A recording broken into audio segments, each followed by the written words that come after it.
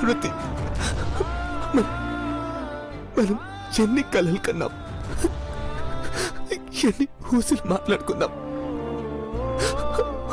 ఒకటవ్వాలని ఎన్నేళ్ళు కాదు, ఎన్నేళ్ళైనా సరే ఎదురు చూద్దాం అనుకున్నాం.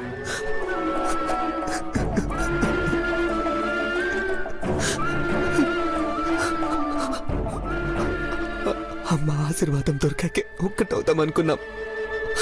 కానీ ఈరోజు నా పార్వతి ప్రాణం కాపాడుకోవడానికి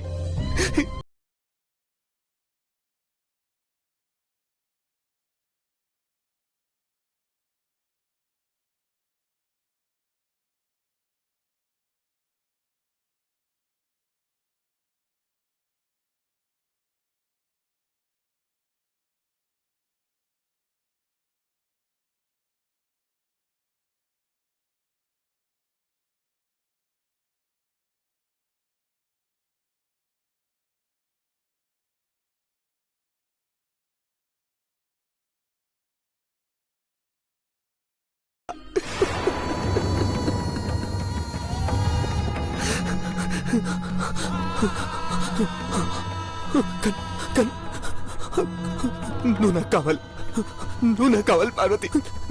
నేను నిన్ను దక్కించుకుంటాను, నేను నిన్ను దక్కించుకుంటాను. జీవితాంతం మనం కలిసి బతకాలంటే రాజీ పడాలి.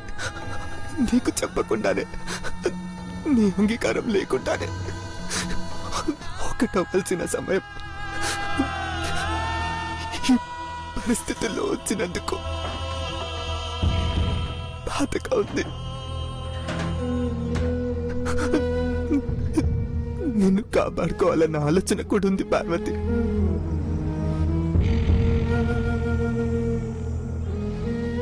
నన్ను క్షమించు పార్వతి.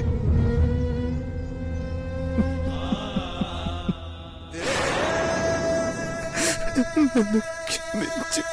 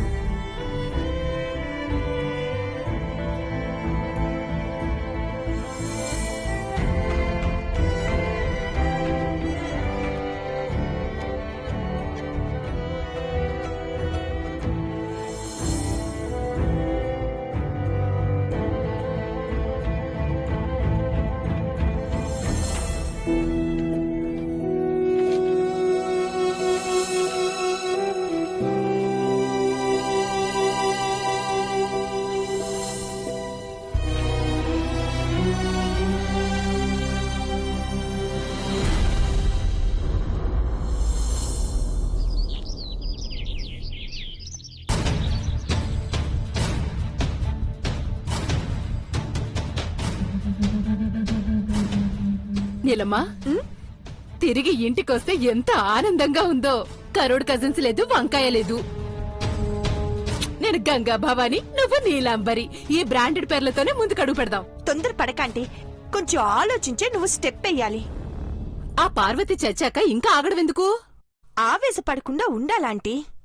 ఇప్పుడిప్పుడే తెల్లారింది, ఇంకా అక్కడక్కడ మంచుంది. ఇది కాశ్మీర్ కాదు, హైదరాబాదు.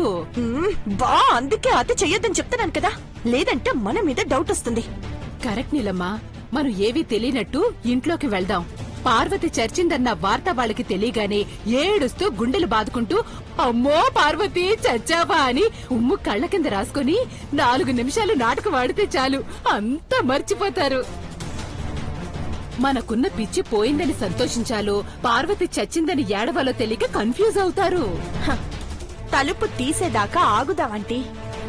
ఊరికి నిల్చోడం ఎందుకు, ఏదో ఒక పని చేద్దాం. దానికి సంతాప సూచకంగా ఇప్పుడు ముగ్గేద్దామంటీ. స్వాగతం అని రాయకుండా RIP డిపార్ట్మెంట్ అన్నట్టుండాలి. నువ్వు చెప్తుంటే ఆనందం ఎక్కువైపోతుంది. నేనే వెళ్లి తలుపు తెరుద్దామన్నంత కుతూహలంగా ఉంది. పోయి బెల్కొట్నా? ఏయ్, అనవసరంగా నాతో తన్నించుకోక ఆంటీ. టెంపో మెయింటైన్ చేయి నువ్వు. ఓ నిజమే కదూ.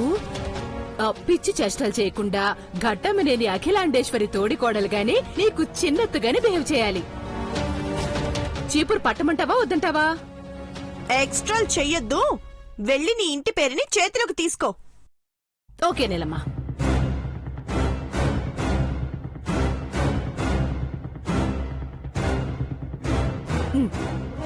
నువ్వు తర్వాత ముగ్గేయే, నేను ముందు ఏయ్, ఊడ్చేస్తాను. ముందు పంచుడు.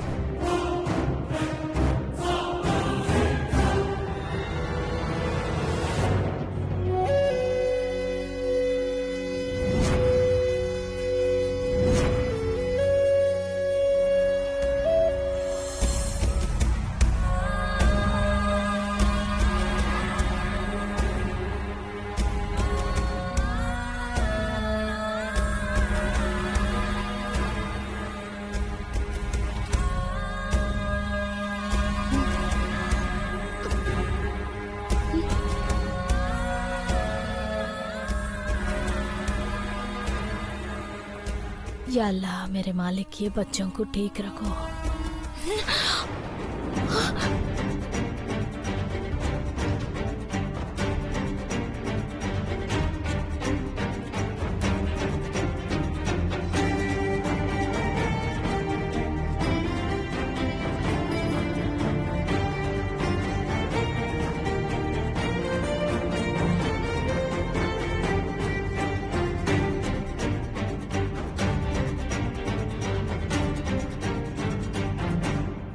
యా అల్లా, ఆ అమ్మాయి బతుకుతుందనుకుంటున్నాను.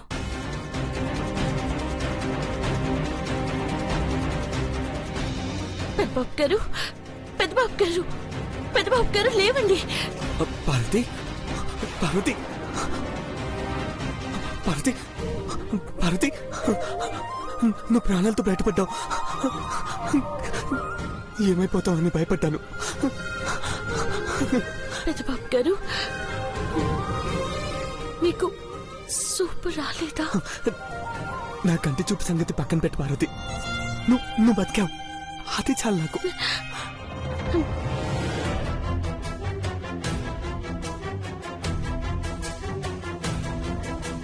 పెద్దబాబు గారు, ఏం జరిగింది? నీ పిచ్చి ప్రేమ ప్రాణాల మీదకి తీసుకొచ్చింది. చీకట్లో వెళ్ళి మంచు ప్రాంతంలో స్పృహ తప్పి పడిపోయావు. నేను రాగలిగాను కాబట్టి నువ్వు. నేను అడుగుతుంది అది కాదు పెద్దబాబు గారు.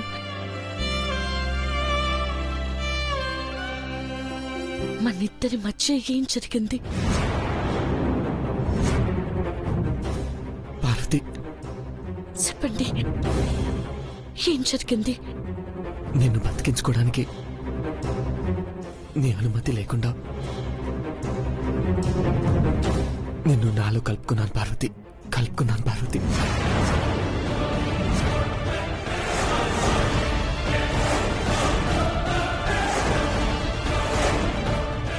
పార్వతి, ఏయ్, ఏమైంది పార్వతి?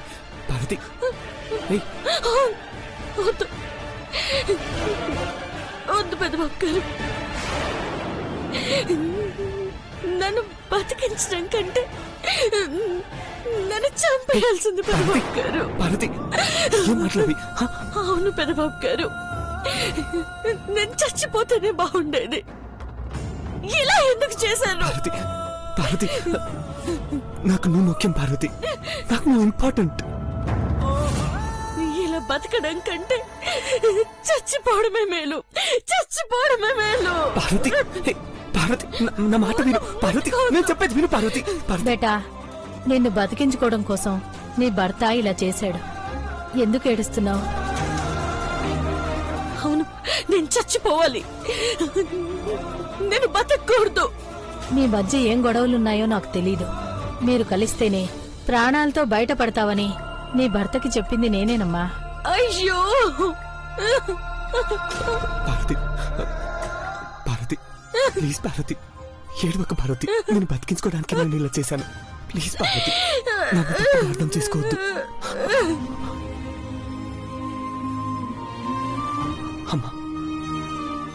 మీరు ఆశ్రయం ఇచ్చినందుకే నా పార్వతిని నేను కాపాడుకోగలిగాను. మీకు రుణపడి ఉంటాను. కాఫీ తీసుకొస్తాను, ఉండండి.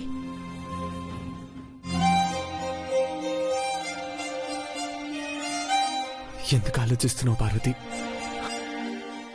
నీకు తాళి కట్టిన భర్తని మనసంతా నిన్నే పెట్టుకున్నాను. నేను బతికించుకోవడానికి వేరే దారి లెక్క వద్దు. వద్దు. నన్ను బతికించకపోయినా బాగుండేది. నేను ఇక బతుకున్నా నేను చచ్చిపోయినట్టే. పార్వతి, నీకెందుకు అర్థం కావట్లేదు పార్వతి? అర్థం చేసుకో పార్వతి, ప్లీజ్ పార్వతి, ప్లీజ్ పార్వతి, అర్థం చేసుకో పార్వతి. పార్వతి ప్లీజ్ అర్థం చేసుకో. కాశ్మీర్కి నువ్వు పని మనిషిలాగానే పెద్దబాబుని చూసుకోవడానికి వెళ్తాను అని నాకు మాటివ్వు. మీకు మాటిస్తున్నాను.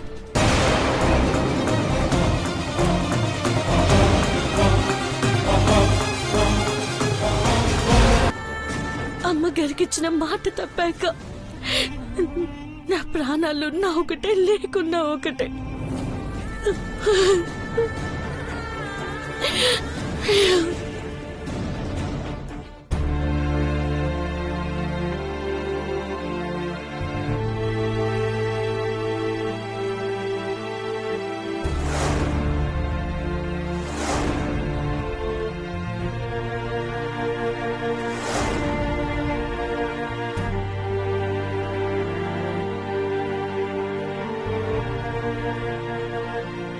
అమ్మగారు, పాపం పెద్దబాబు గారు ఫోన్ కోసం అమ్మగారు అయ్యగారు రాత్రంతా హాల్లో ఎదురుచూస్తూ ఉన్నారేమో.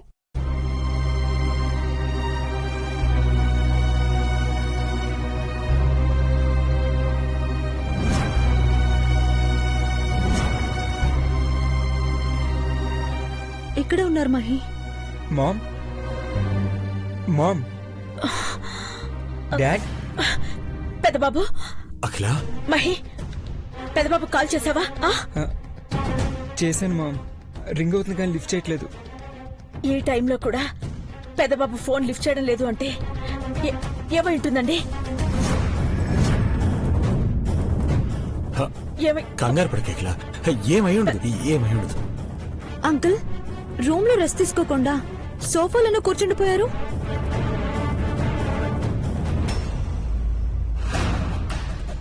పెదబాబు ఫోన్ చేస్తాడని రాత్రంతా ఎదురు చూస్తూ ఉండిపోయామమ్మా. మా కళ్ళు, గుండె ఎదురు చూపులతో రెస్ట్లెస్ గా ఉన్నాయేమో గాని విశ్రాంతి తీసుకోవాలన్న ఆలోచనే లేదు.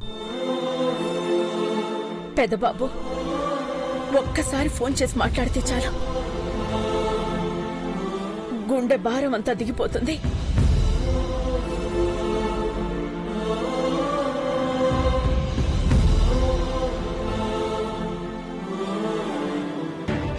నీలమ్మా, అక్క బావ లేచుంటారంటావా? లేవకపోయినా ఆ పార్వతి చచ్చిందన్న వార్త వినైనా పెడబొబ్బలు పెడతారు. అప్పుడు మనం లోపలికి అడుగు పెడదాం. అంతే కదా మరి. అమ్మగారు, పిచ్చోళ్ళు వచ్చారు. ఏయ్, ఎవరే పిచ్చాళ్ళు? మమ్మల్ని పిచ్చాళ్ళంటావంటే తల తిరుగుతోందా ఏంటి? అలాంటి ఇది ఏం వాగుతుందో ఏంటో.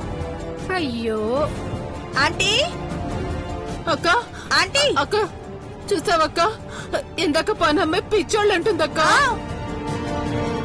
ఇప్పటి వరకు నిశ్శబ్దంగా ఉన్న ఇంట్లో మళ్ళీ గోల మొదలైంది. అక్క, మా వల్ల మీకు ఇబ్బందిగా ఉంటుందా? అంకుల్, మమ్మల్ని పిచ్చోళ్ళు ఎరగానే కోపం రాదా? అయితే పిచ్చి నాటకాలు పూర్తయ్యాయన్నమాట. వేషాలు చాలించి మళ్ళీ ఇంటి మనుషుల్లా ఉంచారంటే అనుకున్న పనులు పూర్తయినట్టేనా? ఏంటి ఐశ్వర్య అలా మాట్లాడుతున్నావు? అన్యాయం కదా? ఆపుతారా ఇంకా? ఇక్కడ అందరూ పెద్దబాబు గురించి టెన్షన్ పడుతుంటే మీరొచ్చి న్యూస్ చేస్తున్నారా? ఏమైందంటీ? దేవ ఇంట్లో లేడా? కాశ్మీర్కి వెళ్ళాడు కదా. మాకు తెలియదు కదా అంకుల్. అసలు దేవ ఎందుకు వెళ్ళాడు? ఏమీ తెలియనట్టు అడిగితే ఇంకా మండిపోతుంది. దేవా బావ వాళ్ళ ఇంట్లోంచి వెళ్లిన రోజే మీరు కనపడకుండా పోయారు. మళ్ళీ ఈ రోజు బావ నుంచి ఫోన్ కాల్ రాలేదని ఎదురు చూస్తుంటే మీరొచ్చారంటే మీ మధ్యన ఏదో జరుగుతుందని డౌట్ గా ఉంది. This is too much. మాకు పిచ్చి పట్టి ఎటెళ్తున్నామో తెలియకుండా వెళ్ళిపోయాం. ఒక ఆశ్రమంలో తల దాచుకుంటే అక్కడ గురువు గారు మూలిక మందులిచ్చి మా పిచ్చి అంతా తగ్గేటట్టు మాకు అన్ని గుర్తొచ్చేటట్టు చేశారు. అంతే తప్ప మాకింకేం తెలీదు. ఏ ఆంటీ? నీలాంబరి మీద ఒట్టక్క మాకేం తెలీదు. చిరాకు తప్పించకండి, అవతలకు వెళ్ళండి. రా ఆంటీ. వీళ్ళకి పిచ్చిపోవడం ఇంకా తలనొప్పిగా మారుతుంది. అసలు ఉంటే కదా డాడ్. నిజమే, మనకి పిచ్చి లేదు. లేనట్టు ఉన్నట్టు రకరకాల వేషాలతో చేష్టలతో ఇన్నాళ్లు భలే మేనేజ్ చేశాం గాని ఇప్పుడు ఇంటికొచ్చేసాం. పార్వతి అడ్రస్ గల్లంతయిందని పెదబాబేదైనా చేసుకుంటే మళ్ళీ మిస్టరీని ఛేదిస్తారేమో కదా నీలు. పార్వతి ఏమైందో దేవ తెలుసుకునేలోగా దాని డెడ్ బాడీ మంచులో కూరుకుపోతుంది. కళ్ళు కనబడని దేవ పార్వతి కనిపించకుండా పోయిందని ఇక్కడికొచ్చి ఏడిస్తే సంతాప సభ పెట్టి అందరం ఓదార్చొచ్చు. Be cool aunty. ఇంకా ఏం కూలే, కాశ్మీర్ చలికి చచ్చామనుకో. ఇంకోసారి ఫోన్ ట్రై చేయి నాన్న.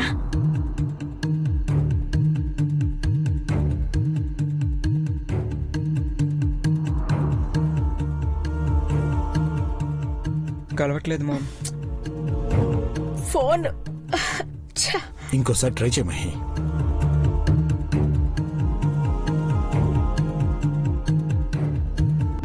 అఖిల ఫోన్ ట్రై చేస్తున్నాడుగా.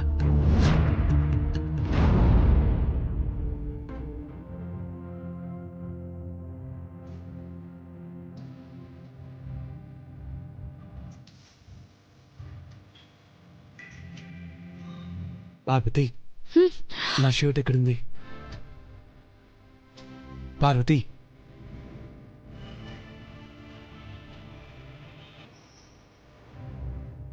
తీసుకోండి పెద్దబాబు గారు.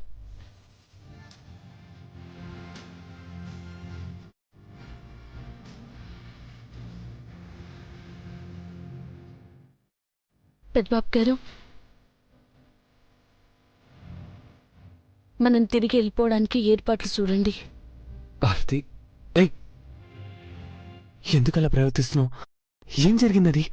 మాట తప్పిన మనిషిగా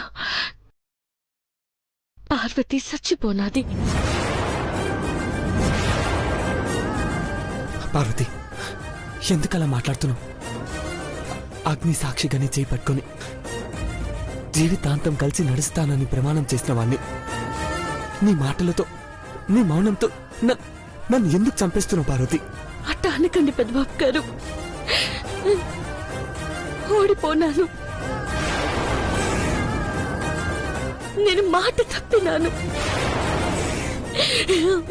ఇక ఈడ ఉండదలుచుకోలేదు, వెళ్ళిపోదాం. ఆ దేవుడు రాసిన విధిరాతను మనం ఎవరం మార్చలేము. నీ నుదుటిన బొట్టు పెట్టి నేను నాదాన్ని చేసుకోవడానికి నా గుండెల్లో ప్రేమ మాత్రమే కాదు, దేవుడు అలా నిర్ణయించాడు. మన కలను, మన ప్రార్థనను అర్థం చేసుకున్నాడు. ఆ దేవుడే మిమ్మల్ని నాకు దూరంగా ఎట్టినాడు. ఆ దేవుడే మీకు సోపు లేకుండా చేసినాడు.